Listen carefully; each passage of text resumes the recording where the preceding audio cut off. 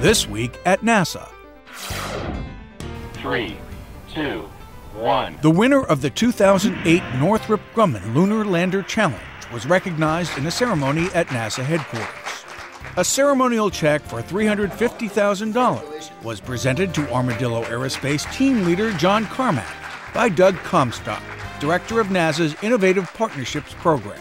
Today we're here to recognize the genius and the perspiration of Armadillo Aerospace.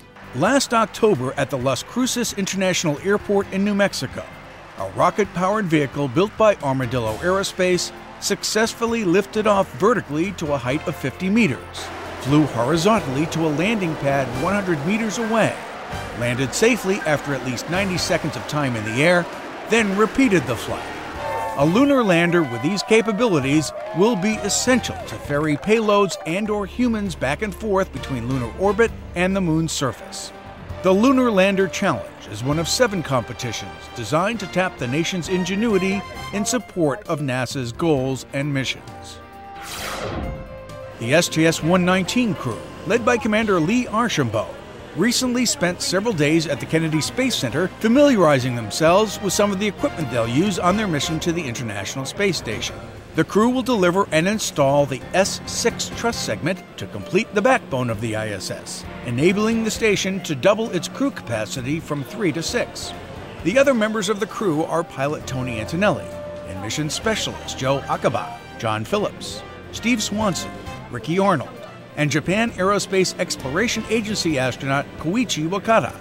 Wakata will remain on the station, replacing Expedition 18 flight engineer Sandy Magnus, who will return to Earth with the Discovery crew. STS-119 is slated to launch February 12th. In the Space Station Processing Facility at the Kennedy Space Center, workers check a payload item for the STS-127 mission. On that mission, Space Shuttle Endeavour will deliver the Kibo Laboratories Experiment Logistics Module Exposed section to the ISS. The ELMES is one of the final components of Kibo, the Japanese experiment module. Experiments on Kibo include space medicine, biotechnology, and Earth observations. Endeavour's STS-127 mission is targeted to launch next May 15th.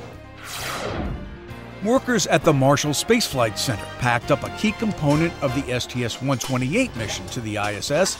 The Materials Science Research Rack, or MSRR, is headed for the Kennedy Space Center. It's scheduled for launch aboard Space Shuttle Atlantis next summer. The MSRR will be housed in the U.S. Destiny Laboratory module.